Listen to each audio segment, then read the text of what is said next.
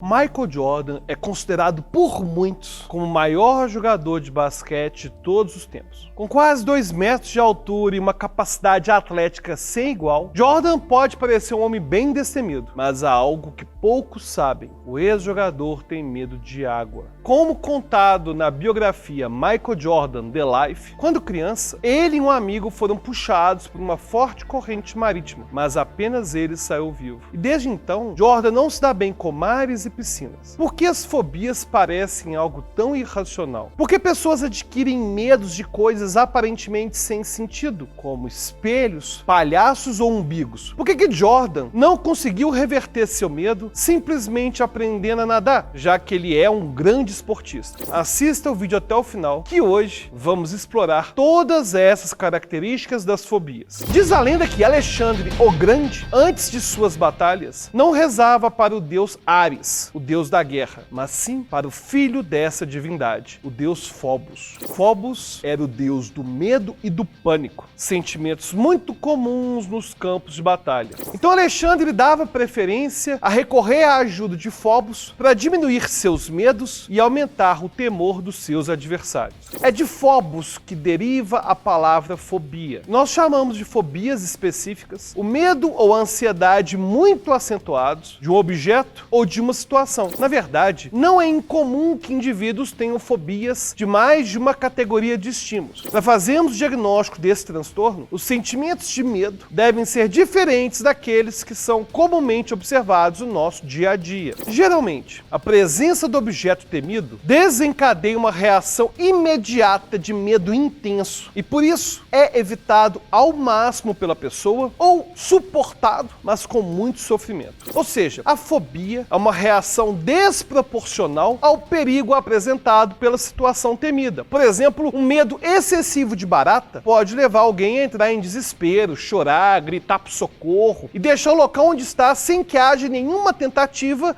de se livrar do animal. Às vezes, é difícil julgar se o medo se trata realmente de um caso desproporcional. E por isso é tão importante a avaliação de um profissional qualificado. E uma das maiores características da fobia é que o medo do objeto é constante. Então aquele indivíduo que sentiu um desconforto em um dos 5 voos que ele fez no ano passado, certamente não seria diagnosticado com essa condição. Mas vale chamar a atenção que, apesar de a presença do medo ser recorrente, a intensidade dele pode variar a depender de alguns fatores, como a proximidade do estímulo temido e a presença de outras pessoas para ajudar. Por exemplo, alguém com medo de cobras pode demonstrar uma reação muito maior se ela está sozinha numa casa de campo, na qual ela sabe que tem uma cobra solta do lado de fora, do que se ela estiver nesse mesmo ambiente com amigos, ou até mesmo com amigos visitando um zoológico, que possui uma cela especial de serpentes. A depender dos fatores e do caso em questão, a pessoa pode demonstrar reações mais extremas, a ponto de manifestar um ataque de pânico, com respostas fisiológicas muito desagradáveis e sensação de morte iminente. E por causa do desconforto trazido pelas fobias, os indivíduos tendem a encontrar formas de se esquivar daquilo que traz medo. Por exemplo, alguém com medo de palhaços simplesmente para de assistir a filmes que tem palhaço ou simplesmente não vai no circo. E esse pode ser um caso que talvez não prejudique tanto assim o dia a dia da pessoa. E pode ser sim um incômodo mínimo, totalmente contornável. Talvez ela nem precise recorrer a um profissional para fazer um diagnóstico formal e se tratar. Mas imagine uma pessoa que deixa de seguir uma profissão que gostaria ou larga um emprego estável simplesmente porque tem medo de viajar de avião. Isso certamente traria prejuízos para o bem-estar social e financeiro do indivíduo. Ou ainda mais grave, pense no caso de alguém que com medo de sangue deixa de ir ao médico ou deixa de ir ao hospital. Essa pessoa pode desenvolver graves problemas de saúde ou mesmo não tratar eventuais problemas simplesmente porque se recusa a se consultar com um profissional.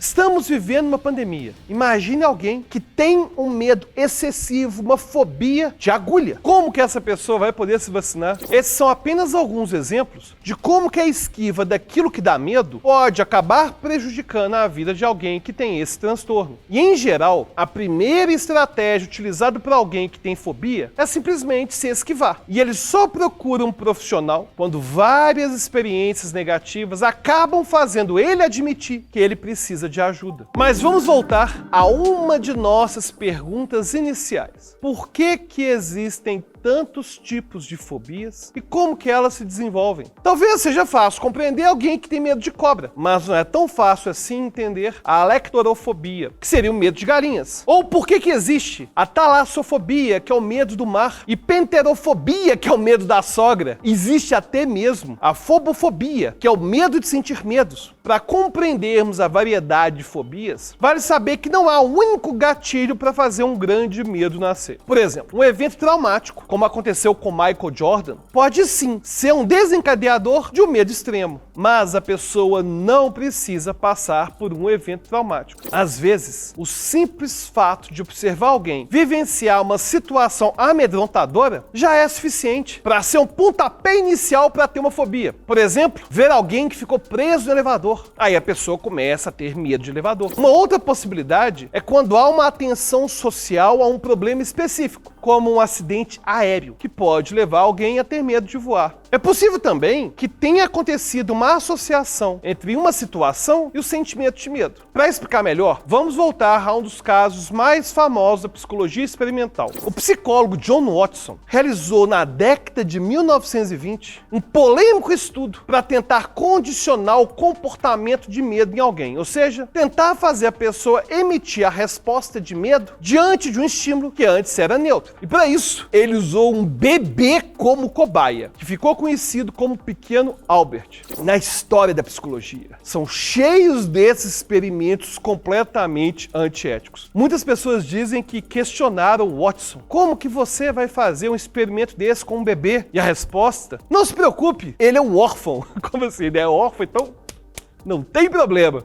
Watson expôs o bebê, o pequeno Albert, a animais peludos, com os quais inicialmente o Albert gostava de brincar. Mas depois de um tempo, quando o bebê tomava contato com animais, os experimentadores geravam um som muito alto, com o objetivo de assustar a criança. Pra você ter uma ideia, eles simplesmente pegavam uma barra de metal muito pesada, muito barulhenta, e batiam com a maior força atrás do menino. Não encostavam no menino, mas faziam um barulho ensurdecedor. E é claro, né, o neném ficava assustado, começava a chorar. Aí, como eu disse antes, né, na época, não tinha nada parecido com um conselho de ética para pesquisas com seres humanos. Aí, depois de certo tempo, o pequeno Albert passou a demonstrar reação de medo diante de animais peludos, mesmo que sem a presença do som alto. E não foi só isso, ele também passou a ter reações de medo a outras coisas peludas, como casacos de pele e até mesmo barba de Papai Noel. E com esse exemplo, nós vemos como que é possível que alguém sinta medo de algo não pelo perigo que um dia a situação ou objeto representou, mas sim por uma associação entre o objeto e a sensação de medo. E aqui precisamos ressaltar que, independentemente do gatilho inicial da fobia, as reações fisiológicas tendem a ser muito semelhantes com reações de medo a situações realmente apavorantes. Por exemplo, são observadas alterações particulares no sistema nervoso autônomo, como o aumento da frequência cardíaca, respiração ofegante, dilatação da pupila. E em nível cerebral, temos uma área importante que é ativada nesses casos, a amígdala. Essa é uma área mais interna do cérebro e ela é associada a várias funções, como medo, ansiedade e comportamento agressivo. Não só em casos extremos, como também em casos adaptativos. Sim, porque o medo é uma emoção muito adaptativa para nós, já que ele nos ajuda a sobreviver. Pense que alguém em uma situação ameaçadora que simplesmente não toma providências para sair dela. Essa pessoa não vai ficar viva por muito tempo. E por isso a seleção natural favoreceu os indivíduos que conseguissem lidar com contextos aterrorizantes. Ou seja, o problema da fobia não é gerar medo, mas sim por gerar um medo exagerado, por gerar aquilo que chamamos de disfuncionalidade. Porém, apesar de termos dado esse panorama sobre a origem das fobias, vale lembrar que às vezes não é possível encontrar a razão de um medo ter surgido. Em geral, as fobias se desenvolvem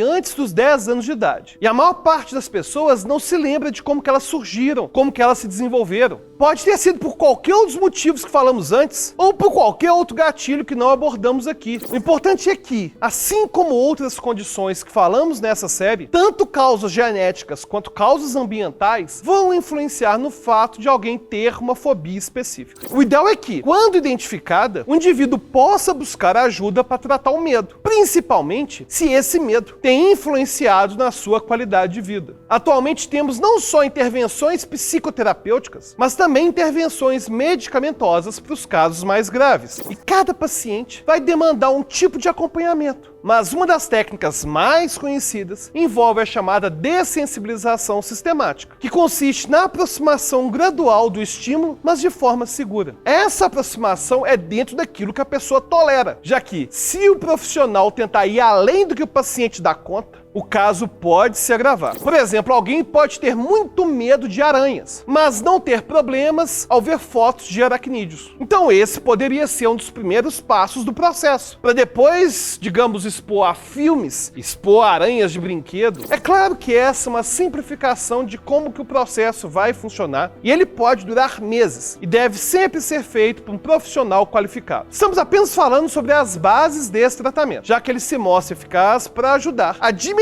as reações mais intensas das fobias. Acho que deu para perceber, né? Que não é qualquer medo que é classificado como fobia, como às vezes acontece na nossa linguagem popular. E por consequência, nem todo medo precisa ser tratado. Na verdade, se tentássemos tratar todos os nossos medos e nos abster deles, isso poderia ser tão fatal quanto se sentíssemos medo de tudo. E você, tem alguma fobia específica? Gostaria de sugerir algum episódio aqui pro canal? Já deixa o seu comentário. E lembre-se, se você gosta de vídeos como esse, já ativa o sininho, já se inscreve no canal, porque toda semana tem vídeo novo.